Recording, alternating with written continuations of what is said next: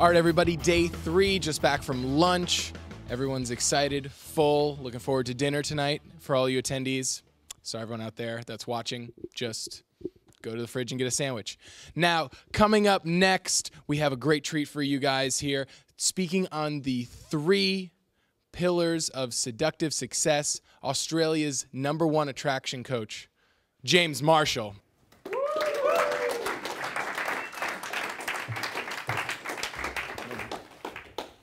Good afternoon, gentlemen. How are we all? The thing about the British is they're so fucking polite.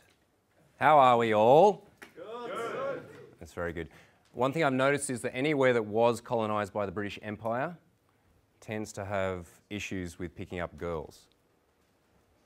Have you noticed that there's very little in the way of seduction coaching going on in France and Spain and Portugal and Brazil? There's a reason why we're not going to set up business over there, because we would be having way too much fun and be out of business real quick. I'll give you an example of this. I was dating a French model for some time, and she had to go back to France to attend to something, and she was calling me from a public phone box. We were chatting away, and then I hear this scuffling noise, and then there's a man's voice. And I hear her speaking. And I'm like, what the fuck's going on? And she said, oh, it's okay. A man just pushed his way into the cubicle and said, you are very charming. I would like to take you out on dinner. And I was just there like, he did what? And this is when I was like a professional pickup coach, and I was thinking I was pretty cool. But I've never done that. Has anyone else pushed their way into a phone box to ask a girl out on a date? That's pretty fucking alpha.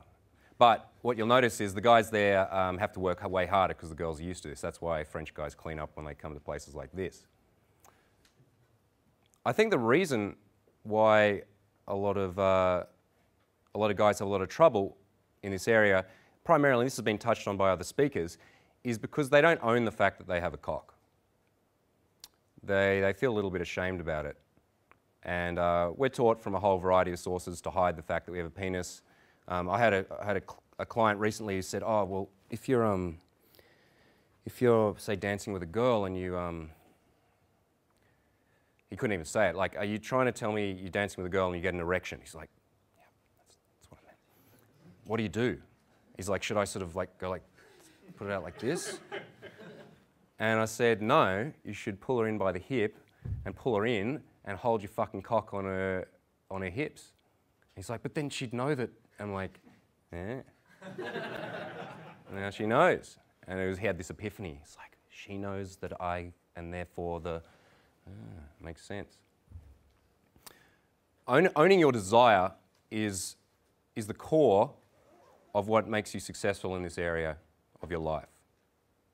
Men who are balls out get results. In Australia, we have one seduction technique. Now, I do not necessarily endorse this technique because it's ugly, but it works. It's called the Aussie lean, right? So in Australia, when you're fucking going out to get a root, first thing you do is you go out and you get real pissed, which you guys do, tick, and then you fucking watch some sport, which you guys also do, and then when you get onto the chicks, you just come over and you're like, "How you going?" and you just lean on her, yeah? And the force of gravity means that eventually she'll probably just give in, because it's easier to have sex with you than to try and push a large Australian man off you. Yeah. Now, as I said, this is not what I definitely do, but this works because the intent is clear. It's ugly, it's brutal, but it works. Whereas the polite gentleman who goes up and has a pleasant chat about topics and interests and so on goes basically nowhere for a number of reasons, which we'll get into. Now, when I'm teaching what is called natural seduction, okay, so now I definitely was not always natural at this, and this is something a lot of guys think when they meet me, because I'm very confident, I'm charismatic, I know how to look people in the eye and fuck them in the brain with my eye contact, that I was always that way. But I definitely wasn't. I'm self-taught natural, and I've hung out with a lot of guys who are way better than me when it comes to picking up girls. You know, I'm voted Australia's best dating coach and best natural using an election process that's similar to an African election, I guess.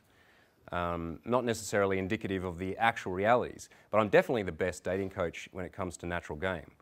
Because the difference between me and some of my friends is that they don't know how or why it works.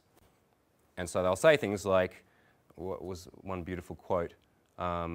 Man, fuck hole. That was like the entire description of the method. And for a natural, that's all it is. It's because anything else that doesn't go with that reality doesn't exist. And anyone who doesn't understand that, it seems very, very confusing.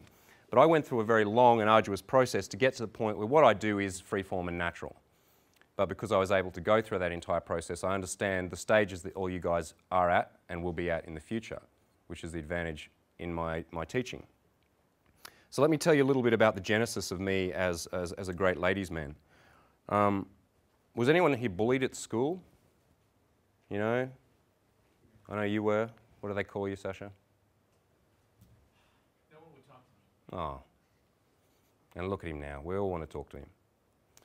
Okay, I was savagely bullied at school because I was quite good at music, classical music as a young man, and I went to a very sporty school.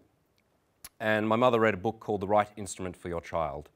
And it was based on, you know, your physique and your temperament, and then they would choose an instrument for you, and this would be the right one for you. Apparently, due to the fact that I was waif-like and nervous, the flute was the right instrument for her child, which, as you all know, is one of the sexiest and manliest instruments available. And so I studied the flute, and I became quite good at it. And as a result, I got beaten up a lot at school, because they didn't fucking like that, because that's a poofter's instrument. And instruments in general, poofters, but definitely the flute one is a poof instrument.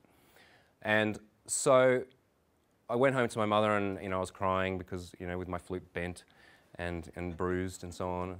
Like, the guys beating me up, and she's like, you know what, you should just hit them back. I'm like, all right, I'm going to do that. So the next afternoon, or the next time a group of large, savage Australian kids came at me, I went to one of them, and then they beat me up a lot harder. And so it didn't really work. But what I did do then is I did seek out martial arts teachers. I decided that originally I got into it because I wanted to learn how to not get beat up so much, because this nose, if it ever gets broken, is going to ruin my beautiful face, and I cannot afford that, because then I'd have to rely on my charm. And so I started doing martial arts at a young age. And this, along with music, became my obsession. And I was lucky enough to find some very, very traditional Shaolin Kung Fu teachers in Australia, believe it or not, and decided to follow that and see where it would lead me. Now, I'm going to be talking a little bit later about lifestyle design, because I think that's an area that tends to get neglected in this field. And it's one of the best ways to get laid, to have awesome experiences, to create opportunities in your life, is to engineer a lifestyle that is attractive, because then it becomes a machine for drawing people into you. It's not the only thing that you have to do. You do need to know how to be able to go out there, meet strangers on the street or wherever it is, and draw them into your life. But if you don't have an amazing life to draw them into, if they're, I hate to say this word, high value, if they're women with high self-esteem that lots of people want to be around, then they want to be around guys who've got something going on. Yeah. So many years later, I went to China to study Chinese medicine. And if you want to study at Shaolin Temple, if you want to study Kung Fu there, you can't just rock up. You can't just turn up and go, teach me. There's a very, very strict process. You have to be at a certain point in a lineage, and you have to, you know, have worked your ass off for 10 years plus before anyone's going to accept you in there. Now, I was over studying Chinese medicine, and I decided at the end of that to just go and check out the temple. I knew that it wasn't my turn or anything, but I just thought I'd go and fucking check it out. So I rocked up at this place, which to me was the most amazing place that I could ever go to. So, you know, whoever your mentors are, whoever your heroes are, imagine going to that place on the other side of the world and being finally there in the presence of these people. And I rocked up, and I walked around the temple with all the other Chinese and Western tourists and checking it all out and going, you know, one day I would love to just come back here and really fucking do this properly. And then I missed the last bus out of that temple. And so there was nowhere for me to stay. And it was a nice summer's evening, so I decided to buy a rice mat and take my bamboo flute and go and sit and meditate on the mountain and sleep the night there. And I was walking along, a Chinese lady came up to me and she said, Keja, how do I say? I've forgotten all my Chinese. Where it's, 在哪里去? Is that all right? 在哪里去? Where are you going? Yeah, okay, yeah. He's like, yeah, sure. Hey? True, all right, I'll just make up Chinese words. All right. She said, where are you going? And I said, I'm going to the mountain. And she said, no, come and stay at my place. And then when we were halfway there, then she said it's going to be very expensive, which is, good Chinese businesswoman. And asking me what I do. I said, I study Kung Fu, or 学习 Kung Fu. I would love to study here with this particular teacher. And her eyes lit up, and I told her who my teacher was in Australia, and she ran off. And then 5 minutes later, coming down the mountain was De Chao, who is the monk that I had always dreamed to meet. And he's my height, a huge Mongolian with a massive beard and carrying a monk's spade, which is this huge thing with blades on either end, just like in a movie, walking down the road. I'm like, oh my God, it's De Chao. And he comes up to me. There had been some misunderstanding. She thought that I knew someone that I did know, but that I was higher up than I was. He asked who I was. He looked me dead in the eyes, and I said, actually, I'm nobody. And he said, what do you want? 你要什么? He looked me in the eyes and asked me that. And in that moment, I had the choice. I could say, well, I just came to check it out. Sorry for bothering you, sir. And I said, 我要学习. I want to study with you. And then he looked me in the eyes, held my gaze for a very long time and said, 明天5点, tomorrow, 5 a.m.